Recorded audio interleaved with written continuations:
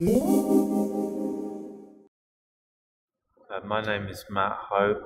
I'm an artist and an experimenter, and I've had a studio workshop in China for just over 5 years, where I've worked on a number of different things, including kind of artwork, industrial, environmental inventions, contraptions, solutions, whatever you want to call them.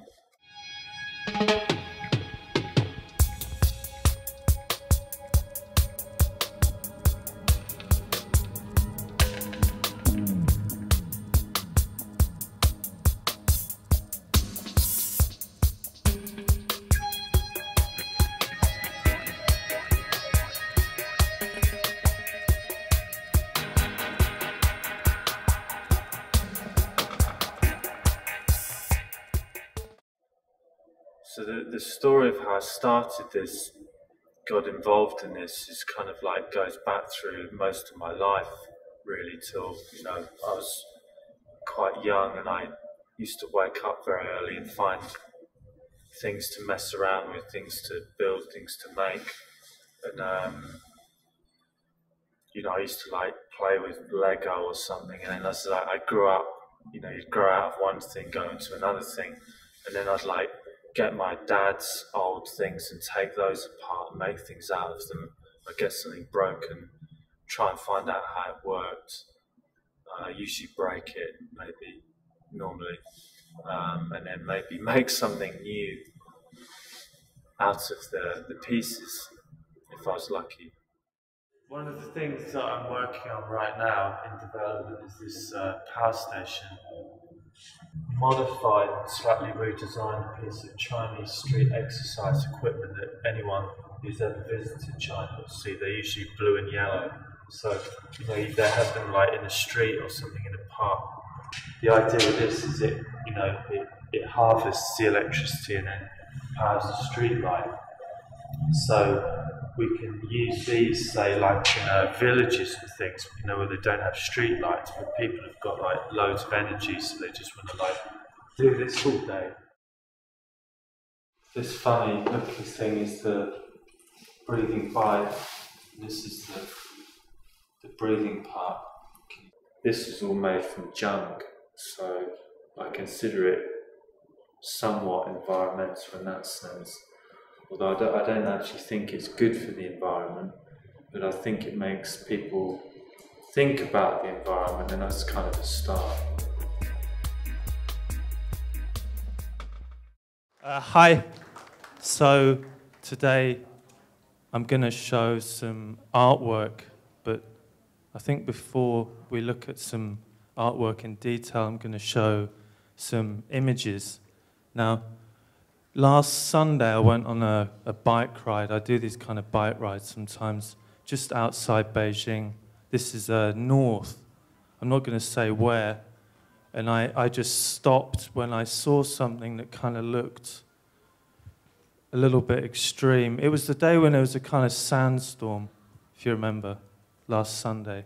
So the first thing I saw was this riverbed, and I climbed down into it. And if you look, it's very, very dry. It was quite hard to get in there. And once you got in there, your kind of feet started sinking. So I left my bike at the side. And what was very strange is there was no water. Next to this was this terrible sort of quarry. And that seemed to be using some of the water from maybe the river or pumping it back in. I couldn't quite work it out. So it's a very sort of messy scene that was going on there. This was maybe the worst kind of scene that I saw next to the quarry. So you've got this kind of sandstorm mixed with the rubbish, and then these trees that, they're really kind of struggling. It's kind of like Mars out there. The strange thing is it was actually very damp that day in Beijing, but when I got up there, it was very, very dry. You can see in the left image, it's kind of a lake turning into a desert, and there's some poor guy there with his bike. Everyone was kind of holding their eyes, masks. It was very hard to be out there, and I couldn't really stay there for very long because you were just getting blasted with sand. You can see the tiny amount of water in this river, which was pretty shocking, I thought, because you know, the big lake we see out here. I remember getting back that day and turning the tap on and kind of wondering where the water was coming from because I couldn't see any. This was just some more comparative images I took. So this was like another river with no water, which was quite strange. And then these fields. Now the interesting thing is you can see one field looks a little bit green and the other one looks kind of like Mars. And I was trying to work out why and whether, you know, one had water given to it or, you know, it doesn't. Which one is the real present state of nature? How does this place really look? That's what I was kind of thinking about. I came across these tree stumps. You often see people planting trees outside Beijing, but here there were these very old tree stumps, and it was, well, quite sort of sad in a way. I mean, you can see that tree stump in the middle and maybe the very different sort of climatic changes that may have happened in Beijing. If you look at it, you can see maybe a dry period, maybe there's a hot period. I'm not really sure, but the tree looks quite old, and it seemed very almost sad that this thing was just hacked off in the midst of this desert landscape that I came across. Here's what we normally see, the sort of artificial grid forests. You know, it's like a tree every 2 or 3 meters just planted in these sort of arrays.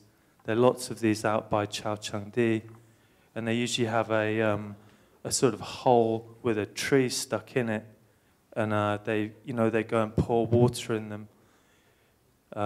Very artificial. This was a truck I saw just after seeing the planted forest. I saw a truck with trees on it.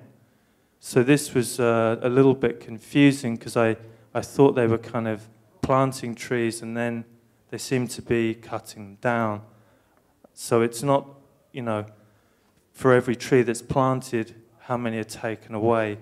I don't really know the numbers. It was just seemed to be a bit of a paradox.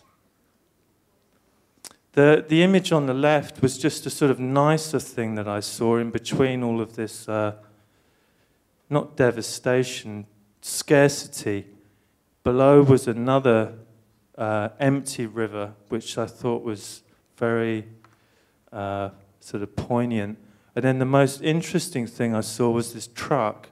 And you see these in Beijing spraying water on the roads. You must have seen them, right? So the weird thing is the truck is taking the water out of the river. So it's kind of like giving yourself a blood transfusion, if you can understand. Taking the blood out of yourself and then putting it back in. So I really couldn't understand the logic. Here's a coal train. Now, if you go out of Beijing, you see these maybe every minute on these big bridges. This is some of the coal for my studio. In the winter, when it's very cold, we are burning about 1 ton of coal a week, which most people from a Western country have never seen. So it's these huge pieces of coal. It's not like the barbecue stuff. It's very big and sort of aggressive. And we have to get our hammers and actually break it into pieces. So what's interesting, you see the source of the thing and then the material, and then we're all in Beijing and we just sort of see the P count go up. You know, if it looks really cloudy, today I looked at it, it was like 180 or something. Did anyone else look? No. The pollution level, you go to like the American Embassy website. So I'm actually contributing to this too. This was after I got back, and I found there was a lot of this strange kind of stuff on the table. Did anyone else notice this last week? It was everywhere. All over my house there was this kind of red dust. So you would go and grab the door handle, and then something would kind of come away. Beijing. So this is the breathing bike that we just saw in the video. And you can see the various sort of parts of it. The back part is was a dustbin, and then we have this breathing mask. There's a bike seat. Actually, I think that's from the Tuki, which is a bike shop quite near to here. But the bicycle was bought from Walmart for about 180 kwai.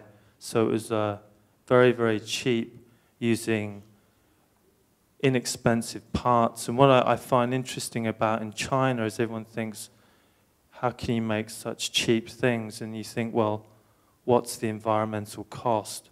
So obviously, the cheaper you make something, the less people get paid.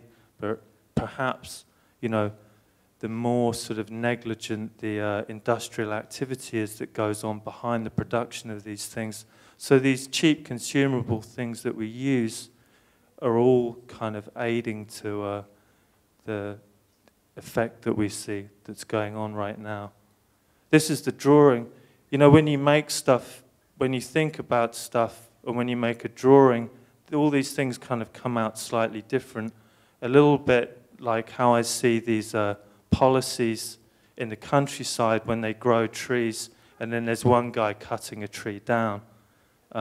This is another machine that I made, and this machine harvests water from the air. So this isn't trying to clean anything. It's solar powered, and what it does is one part gets very cold, the water condenses, and it drips down into this tank. So you can't drink this water, but what it does is kind of points out how much moisture there is in the air in the summer in Beijing, although you seem unable to use it. And I kind of noticed this from I'd get more grass growing under where my roof was from the studio. I have this big metal studio, and under it, it was very green. But if you went back a little bit, it'd be very, very dry.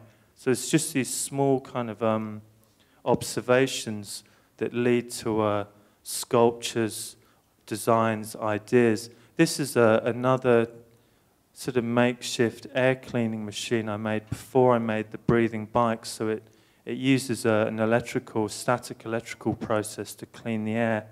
Although the form isn't very good, it was kind of the starting point for making the breathing bike.